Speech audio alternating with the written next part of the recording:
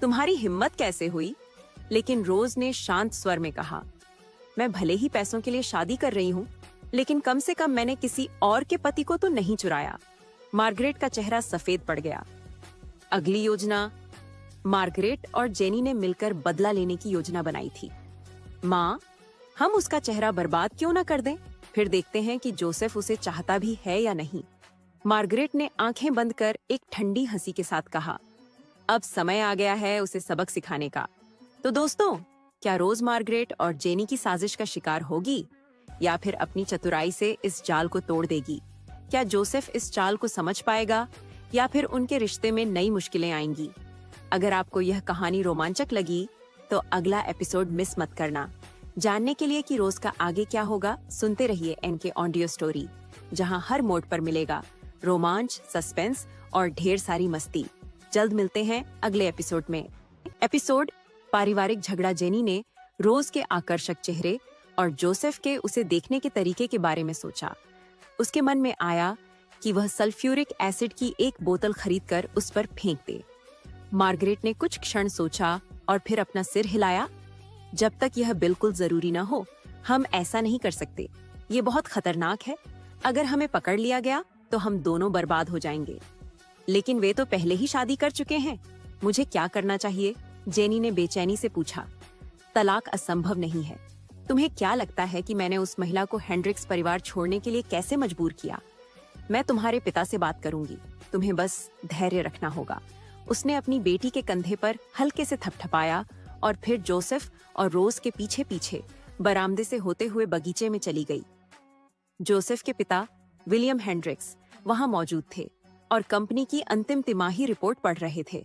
Joseph ने रोज का कंधा छोड़ा और उसका हाथ पकड़ लिया। वह अपने पिता के पास गया और आदरपूर्वक रोज से उनका परिचय कराया। विलियम ने अपना लैपटॉप एक तरफ रखा और रोज की ओर देखा। हालांकि वह 50 साल के थे, फिर भी वे जवान और गरिमामय दिखते थे। जोसेफ का ठंडा अहंकार स्पष्ट रूप से उन्हीं से विरासत में मिला था। नई बहू होने के नाते रोज को अपने सख्त ससुर का सामना करते हुए हल्की घबराहट महसूस हुई। उसे लगा कि उनकी आंखें जोसेफ की आंखों से भी ज्यादा नियंत्रित और गहरी थीं, मानो वे उसकी आत्मा को पढ़ सकते थे।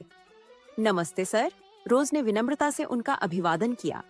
जोसेफ और उसने पहले ही तय कर लिया था कि अभी के लिए उसे उनके पहले नाम से संबोधित नहीं करेगी, ताकि परिवार को उसके साथ घुलने मिलने का समय मिल सके। विलियम ने हल्का सिर हिलाया।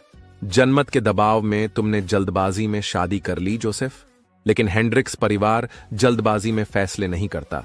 निश्चिंत रहो, भविष्य में उचित समारोह होगा।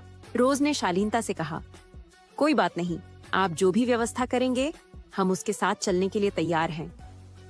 विलियम संतुष्ट दिखे, लेकिन उनकी मुस्कान जल्द ही फीकी पड़ गई।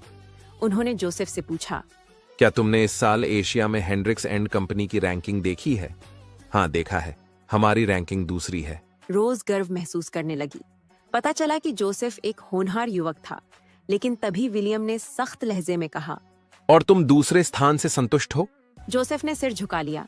नहीं, विलियम ने गंभीरता से कहा, यह तीसरा साल है जब से तुमने कंपनी संभाली है और फिर भी यह पहले स्थान पर नहीं आ सकी। यदि कंपनी अगली रैंकिंग में प्रथम स्थान पाने में असफल होती है तो तुम सीईओ नहीं रहोगे। मैं विरासत का पुनर्वितरण कर दूंगा। विलियम उठकर घर के अंदर चले गए। गलियारे में उन्होंने रिचर्ड से कहा, युवती का अच्छे से ख्याल रखना। रोज को विलियम की बात सुनकर थोड़ी राहत मिली। कम से कम उन्होंने उसे स्वीकार करने का संकेत दिया था। रोज ने जोसेफ को हल्के से धक्का दिया और मुस्कुराकर कहा, तुम्हारे पिता बहुत सख्त हैं। जोसेफ हल्के से हंसा। जब मैं छोटा था तब से ही वे मुझे नापसंद करते हैं। मुझे इसकी आदत हो गई है। चलो ऊपर चलते हैं और दादाजी से मिलते हैं। रोज जोसेफ के पीछे पीछे दूसरी मंजिल पर स्थित अध्ययन कक्ष में गई। वहां सफेद बालों वाले चार्ल्स अपनी मेज पर बैठकर पेंटिंग कर रहे थे। उन्होंने रोज और जोसेफ को देखकर मुस्कुराते हुए कहा, तो तुम रोज हो, है ना? चार्ल्स ने उसे ध्यान से देखा और सिर हिलाते हुए जोसेफ से कहा, तुम्हारी पत्नी बुरी नहीं है। जोसेफ ने चुटकी ली। दादाजी ने तुम्हारी तारीफ की रोज, जल्दी से शुक्रिया अदा करो। रोज हल्का मुस्कुराई और विनम्रता से धन्यवाद कहा। चार्ल्स उसे सहज लगे। रोज ने कमरे में चारों ओर देखा और उनकी पेंटिंग की प्रशंसा करते हुए कहा, दादाजी, आपकी पेंटिंग्स वाकई बहुत शानदार हैं। चार्ल्स ने सोचा कि वह बस औपचारिकता निभा रही है। उन्होंने मजाक में पूछा, अच्छा बताओ, ये अच्छी क्यों है? रोज समझ गई कि चार्ल्स उसे परख रहे हैं। उसने एक पेशेवर मूल्यांकन दिया, जिसे सुनकर चार्ल्स प्रभावित हुए बिना नहीं रह सके। रोज, तुम पेंटिंग कर सकती हो? रोज ने सिर हिलाया। मेरा एक पड़ोसी बेहतरीन कलाकार था। मैं अक्सर उसके घर जाती थी और उसके काम से प्रभावित होती थी। जोसेफ भी हैरान था कि रोज इतनी जानकार थी। डिनर के दौरान मार्गरेट और जेनी दोनों असंतुष्ट थीं। मार्गरेट को गुस्सा था कि विलियम ने रोज का पक्ष लिया और जेनी जलन महसूस कर रही थी। डिनर के बाद जेनी ने एक योजना बनाई। उसने जोसेफ को रोकते हुए कहा, जोसेफ, तुम थोड़ी देर और रुको, मैंने अभी अभी कॉफी बनाई है। चार्ल्स ने भी आग्रह किया, जिससे जोसेफ और रोज रुकने के लिए राजी हो गए। इसी बीच नशे में लड़खड़ाता टॉम घर में दाखिल हुआ। रोज ने महसूस किया कि टॉम की नजरें अजीब थीं। उसे तुरंत समझ आ गया, जेनी कोई चाल चल रही थी। रोज मुस्कुराई, अगर वे मुझे फंसाने की सोच रहे हैं तो उन्हें यह खेल महंगा पड़ेगा। आगे क्या होगा जानने के लिए सुनते रहिए एनके ऑडियो स्टोरी। एपिसोड जाल बिछाना। जोसेफ ने रोज को टॉम की तरफ देखकर मुस्कुराते हुए देखा। उसे नहीं पता था कि यह जानबूझकर किया गया था या नहीं। उसे पिछली रात के उसके शब्द याद आ गए, जब उसने उसे कामुकता से कहा था कि वह सोने के लिए एक सुंदर आदमी की तलाश कर रही थी, और टॉम निश्चित रूप से सुंदर था। यह सोचकर जोसेफ को थोड़ा गुस्सा आ रहा था। शायद बाद में उसे रोज को अच्छी तरह से डांटना पड़े। जब सब अपने अपने कामों में लगे थे, तभी जेनी चाय की ट्रे लेकर कमरे में आई। जैसे ही वह उसे टेबल पर रखने वाली थी, उसका हाथ अचानक फिसल गया और ट्रे पलट गई। वह खुद को जलने से बचाते हुए चायदानी को पकड़ने में सफल रही, लेकिन उसके साथ रखे 4 बेहतरीन चाय के कप टुकड़े टुकड़े हो गए। ओह, मैं कितनी बेवकूफ हूँ, जेनी ने हताशा में अपने पैर पटकते हुए कहा और रसोई में भाग गई, गंदगी को साफ करने के लिए। जोसेफ ने निर्णय लिया कि वह चुपचाप बैठकर उसे टूटे हुए चीनी मिट्टी के टुकड़ों से निपटने के लिए नहीं छोड़ सकता, इसलिए उसने मदद करने की पहल की। टॉम अहंकारी भाव से सोफे पर बैठा रहा। उसने सहजता से कहा, जेनी को गलती करते देखना दुर्लभ है। जेनी ने रसोई से लौटते समय उसे घूरते हुए गुस्से से कहा, तुम बस मुझे खुद को मूर्ख बनाते हुए देखना चाहते हो। तुम मदद करने की कोशिश भी नहीं कर रहे हो। जब रोज ने यह सुना तो उसे भी थोड़ा दोषी महसूस हुआ, इसलिए वह भी मदद करने के लिए उठ खड़ी हुई। उसी समय जोसेफ रसोई में चीनी मिट्टी के बर्तनों के टुकड़ों को कूड़ेदान में फेंकने चला गया। जेनी ने कहा, रोज, टॉम से कहो कि वह तुम्हें अपने कमरे में ले जाए। अतिरिक्त चाय का सेट वहां है। चलो इस बढ़िया चाय के बर्तन को बर्बाद न होने दें। वह अकेले क्यों नहीं जा सकता? रोज ने मुस्कुराते हुए पूछा। क्योंकि मुझे चिंता है कि उसने बहुत ज्यादा शराब पी ली है, उसके हाथ स्थिर नहीं होंगे, जेनी ने समझाया।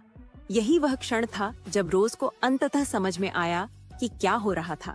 जेनी अपने लिए जाल बिछाने के लिए कामुक टॉम का इस्तेमाल कर रही थी। जेनी की योजना को समझते हुए रोज ने टॉम की ओर मुस्कुराते हुए कहा, चलो चलें। टॉम के चेहरे पर खुशी झलक रही थी। रास्ते में टॉम ने बीच बीच में अपनी बगल में खड़ी उस सुंदरी पर नजर डाली। वह पहले से ही उसके बारे में कल्पना कर रहा था। उसका पूरा शरीर घबराहट की आशंका से झुनझुनी कर रहा था।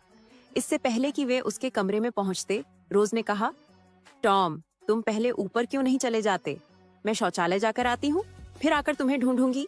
टॉम पहले से ही गर्म और पसीने से तर था। उसने मुस्कुराते हुए रोज की कलाई पकड़ ली। मेरे कमरे में एक शौचालय है। रोज जल्दी से पीछे हटी और उससे छूट गई। उसने धीमी आवाज में उसे याद दिलाया, मैं जानती हूँ कि तुम कामुक महसूस कर रहे हो, लेकिन हम तुम्हारे कमरे में नहीं जा सकते। क्या होगा अगर कोई हमें ढूंढने आ जाए? टॉम को अब पूरा विश्वास हो गया कि रोज उसे चाहती है। वह खुश हुआ और पूछा, तो फिर हमें कहाँ जाना चाहिए? दूसरी मंजिल पर दादाजी के अध्ययन कक्ष में जाओ और मेरा इंतजार करो। रात में वहाँ कोई नहीं जाएगा और कोई भी हम पर शक नहीं करेगा। मैं जोसेफ से बात करूंगी और फिर आकर तुम्हें ढूंढूंगी। ध्यान रखना कि लाइटें न जलाओ। टॉम ने तुरंत ही योजना पर सहमति जता दी। एक और ड्रिंक पीकर अपनी हिम्मत बढ़ाई और जल्दी से ऊपर की ओर भागा। रोज चालाकी से मुस्कुराई। जब दादाजी बाद में सैर से वापस आए तो उन्हें वह पेंटिंग याद आएगी जो उन्होंने खोजनी थी। टॉम को लगेगा कि चार्ल्स ही वह है। वह खुद को पूरी तरह से बेवकूफ बना लेगा। वह यह सब खुद देखना चाहती थी। टॉम के चले जाने के बाद रोज अंधेरे गलियारे में खड़ी होकर लिविंग रूम की ओर देखने लगी। जेनी अपनी सांस रोककर शोरगुल सुन रही थी, शायद यह देखने के लिए कि रोज और टॉम के बीच कुछ हुआ या नहीं। फिर वह जोसेफ को कमरे में ले जाकर उन्हें रंगे हाथों पकड़वाना चाहती थी। रोज ने जोसेफ की तरफ देखा। उसका चेहरा लाल था और वह असहज लग रहा था। रोज को अचानक याद आया कि चार्ल्स ने जोसेफ को अपनी खास घर में बनी शराब के कुछ गिलास पिलाए थे। रोज को चिंता हुई कि जोसेफ नशे में जेनी के बहकावे में न आ जाए।